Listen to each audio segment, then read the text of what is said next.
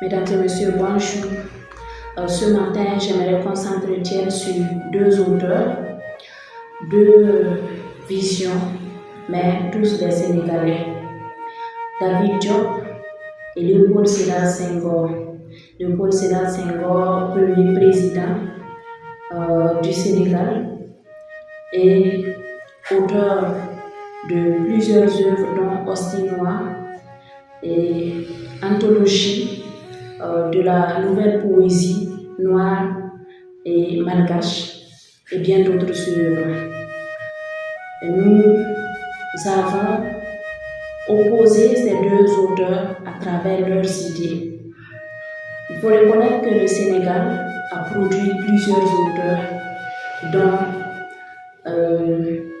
Cheikh Lukan, Mariama Ba et récemment Fatou Diom et bien d'autres.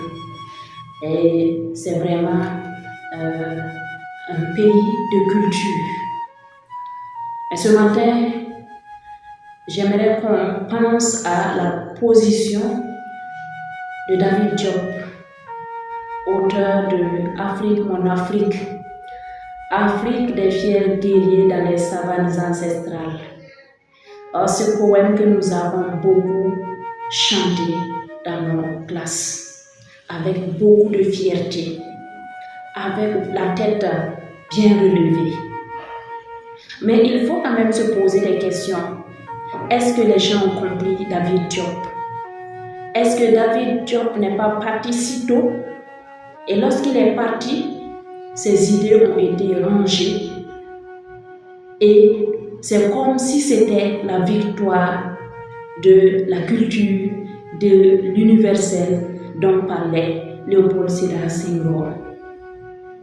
Nous lisons un extrait de sa contribution au premier congrès des écrivains et artistes noirs de septembre 1956 à Paris. Il devait produire une contribution et nous lisons dans Coup de pilon, édité à Présence africaine, que le poète puise dans le meilleur de lui-même, ce qui reflète les valeurs essentielles de son pays, et sa poésie sera nationale. Mieux, elle sera un message pour tous, un message fraternel qui traversera les frontières. L'important était au départ ce que Césaire appelle le droit à l'initiative, c'est-à-dire la liberté de choix et d'action. De cette liberté, l'Afrique noire fut systématiquement privée. La colonisation, en effet, s'empara de ses richesses matérielles, disloqua ses vieilles communautés et fit table rase de son passé culturel au nom d'une civilisation décrétée universelle pour la circonstance. Cette vocation de l'universel ne s'accompagne d'ailleurs pas de la volonté de faire du Peul, du Fouta ou du Baoulé de la Côte d'Ivoire un citoyen jouissant des mêmes droits que les braves paysans de Beauce et l'intellectuel parisien. Il s'agissait plus simplement d'octroyer à un certain nombre d'Africains le vernis d'instruction nécessaire et suffisant pour avoir sur place un troupeau d'auxiliaires prêt à toutes les besoins. Bien entendu, il n'était pas question d'enseigner les langues locales dans les écoles, ni même dans la langue imposée, l'histoire véridique des grands empires du continent, nos ancêtres, les Gaulois, etc.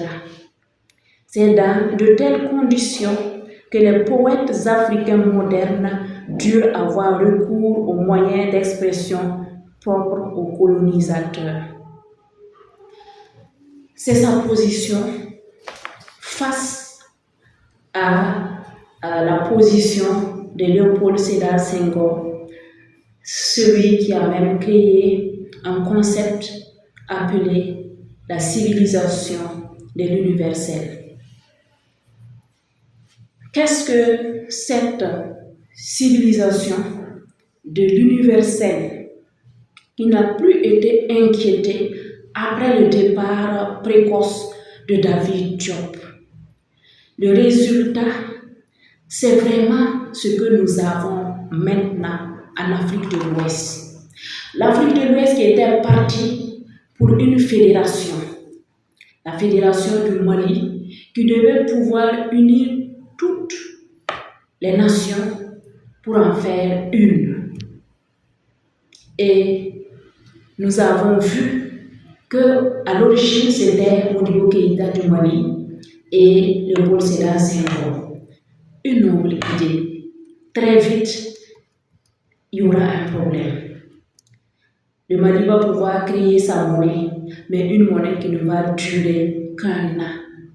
Un an, de façon systématique, il y aura un problème et il sera vraiment renversé. Modibo Keïta qui va adopter le modèle soviétique et il sera vraiment combattu. Et Léopold Sédar Senghor, lui, il va faire un rétro-pédalage. Il va reculer. Et c'est en ce moment que la fédération du Mali va tomber. Au lieu d'appuyer Modibo Keïta pour avancer, ils ne vont pas pouvoir. Pourquoi? Parce que tout simplement, lorsqu'il a regardé, c'est là le problème. L'Afrique, dès les indépendances, voyait ce que chaque communauté gagnait dans l'unité, dans l'union. Et lorsqu'il entend